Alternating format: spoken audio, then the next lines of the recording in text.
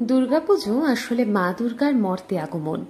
লক্ষ্মী, গণেশ, কার্তিক, সরস্বতী 4 সন্তানকে নিয়ে মাত্র 4 দিনের জন্য বাপের বাড়িতে আসে উমা। তবে লালগড়ের রাজপরিবারের পুজোটা একটু অন্যরকম। সেখানে মায়ের সাথে লক্ষ্মী সরস্বতী থাকলেও কার্তিক গণেশের দেখা মেলে না। যুগ পাল্টেছে, রাজমহিমাও ফিকে হয়ে এসেছে। তবুও আজও ঐতিহ্যের এই মাতৃ আরাধনা চালিয়ে নিয়ে যাওয়ার চেষ্টায় ব্রতী সাহস রায় বংশের শেষ রাজা পৃথ্বীশ নারায়ণের জ্যেষ্ঠ পুত্র দর্পনারায়ণ সাহস রায় ও তার পরিবার। রাজপরিবারের প্রাচীন নথিপত্র ঘাঁটলে পুজোর বয়সটা দাঁড়ায় প্রায় 400 বছর। একসময় এক বিশেষ সেদ্ধ চালের ভোগ প্রদান করা হলেও এখন সরকারি বার্ষিক দেবটুকুই শেষ সংকুলান। রাজার মুকুটের জৌলুস আজ আর নেই, তবে থেকে গিয়েছে লোকায়ত বিশ্বাস আর পূর্বপুরুষের আড়ম্বরের শেষটুকু।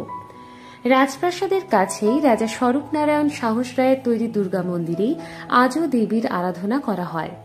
মন্দিরের গর্ভগৃহের দেওয়ালে খোদাই করা চুন সুরকির দুর্গাকে পুজো করা হয়। পাশে লক্ষ্মী সরস্বতী থাকলেও নেই কার্তিক গণেশ। লোকমতে হিমালয় কন্যার 2 সখী জয়া বিজয়ের বিবর্তিত রূপ এই লক্ষ্মী সরস্বতী। পুজো হয় বিশুদ্ধ সিদ্ধান্ত মতে।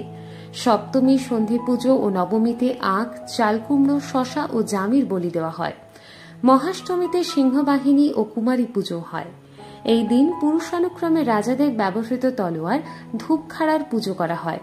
জনশ্রুতি অনুযায়ী ওই ধূপখাড়া দিয়েই সাহস রায় বংশের রাজারা কয়েকশো বর্গীরূপী অসুরকে নিধন করেছিলেন। লালগড় রাজাদের এই পুজো প্রায় 350 বছরের পুরনো। এই পুজোর বৈশিষ্ট্য যে এখানে কিন্তু সাবেকি যে বর্তমানে যে দুর্গা পূজার আমরা যে দেখি, তাতে এখানে কিন্তু মা দুর্গার সাথে কার্তিক গণেশ কিন্তু নেই। রাজার প্রজায় বিভেদ আর বিশেষ নেই। রাজবাড়ির পুজো আজ প্রায় সর্বজনীন।